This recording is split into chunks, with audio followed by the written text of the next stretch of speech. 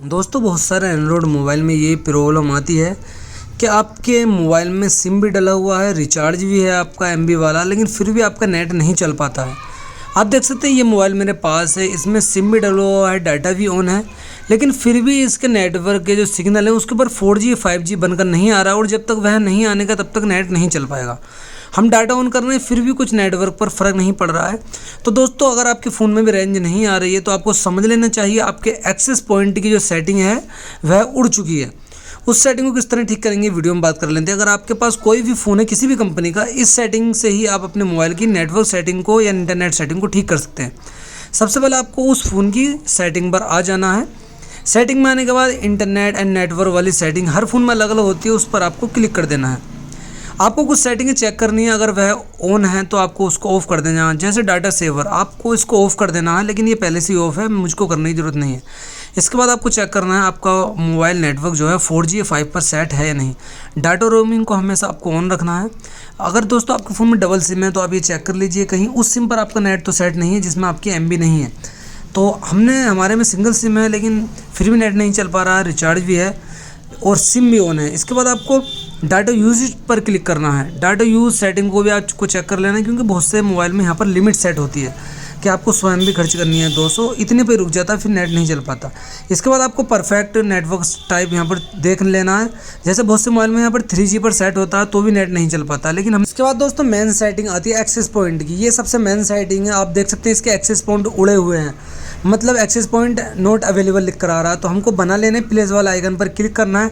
मान लीजिए आपका सिम जियो का है तो आपको किस तरह बनाना है, और आइडिया का है तो किस तरह बनाना है। आप देख सकते हैं इसमें जियो का सिम पड़ा हुआ है, तो हमको जियो के बनाने हैं। तो नेम पर क्लिक करेंगे, यहाँ पर लिखेंगे जियो 4G। अगर आपका सिम 4G है और आपका फ़ोन 4G है तो आपको जियो 4G लिख लेना है, और अगर आपका सिम 5G है तो आपको जियो 5G लिख लेना है। अगर आपका सिम आइडिया का है तो आइडिया 5G लिख लेना है या 4G लिख लेना है, और आपका सिम अगर एयरटेल का तो एयरटेल 4G लिख लेना है।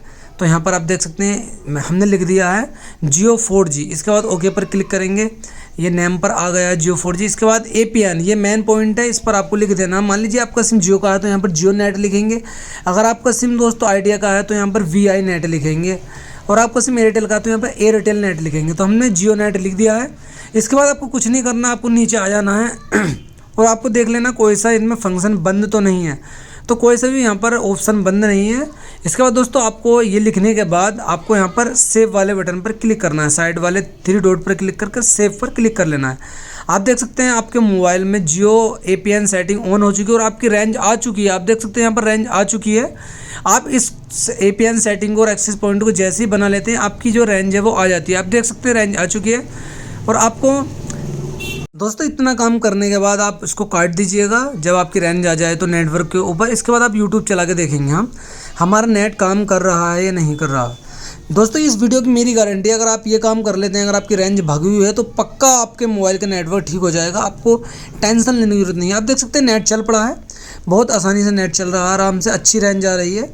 तो उम्मीद करता हूँ वीडियो अच्छी लगेगी। अगर आपका काम हो जाए तो इसको लाइक कीजिए और हमारे चैनल को सब्सक्राइब कीजिए ऐसी वीडियो देखने के लिए। आप देख सकते हैं रेंज आ चुकी है। अब नेट बंद करेंगे आप तो ये भाग जाएगी, और अगर नेट ऑन कर देते हैं तो वापस से ये आपके नेटवर्क के ऊपर 4G 5G लिखकर